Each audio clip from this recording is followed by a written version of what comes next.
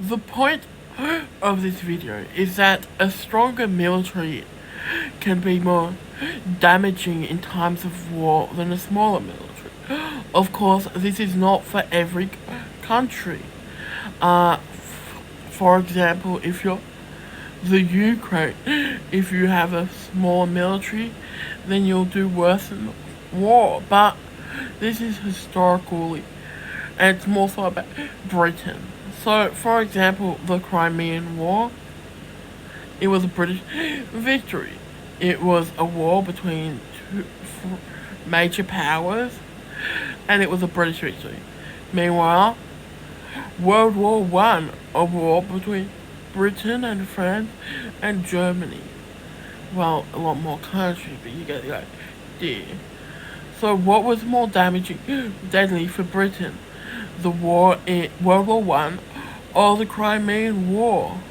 The answer is World War One. Why is that? Well, in neither war, Britain itself did not get invaded because the British had a better navy. As such, an invasion was basically impossible. So, therefore, Britain was safe. But World War One was devastating. The Crimean War, not so much, and that's simply because the British had a bigger and better military. During the Crimean War, the British military had the purchase system where instead of officers being selected for merit, they instead brought their way to their position. As such, had some bad officers, but that was perfectly fine because, well, it's the British Army. It's not defending the country and stuff. It's a war over there and stuff. So, having worse officers means worse military, which means that, well, you're not gonna get involved in a major continental war, and you're not gonna sacrifice lots and lots of people. Meanwhile, in World War One, the British Expeditionary Force, very good force, potentially save France. But let's say they sent a weaker, smaller force, and that just got completely destroyed by Germany, and France fell.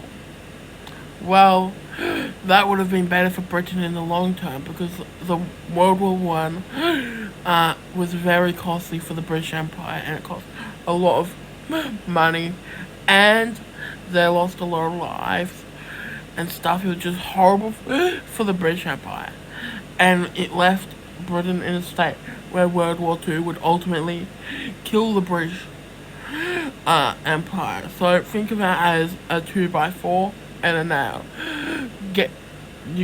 One hit of the nail is not enough, but 2 hits of the nail and the British Empire is dead. So yeah, pretty much if Britain had a smaller, weaker military, World War One would not have been so costly. The British would have probably focused on the colonial front and world stuff, but not so much the land war in Britain. As such, lots and lots of lives would have been saved.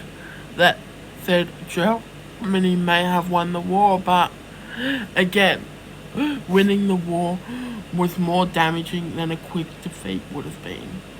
So yeah, I don't have much more to say except that is all. Also, actually no, that is not all. If Germany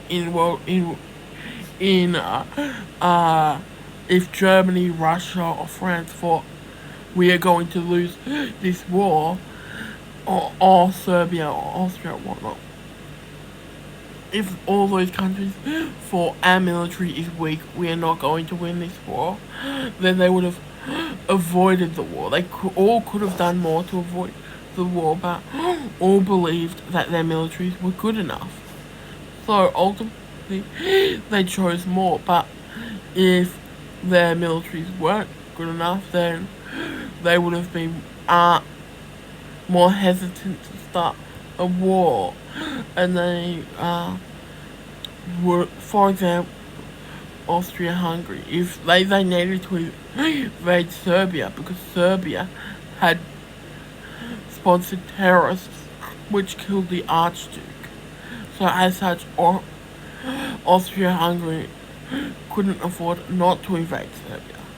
And as for Serbia, if they believe their military was shit and it would be a war in the park for Austria-Hungary, then the Serbs would have been more willing to accept the Austro-Hungarian demands. So if either Austria or Serbia had terrible militaries, then World War One could have been avoided.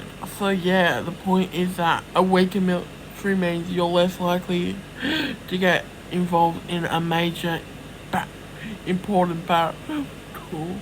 And yeah, so yeah, pretty much that's the point of the video, and that is all.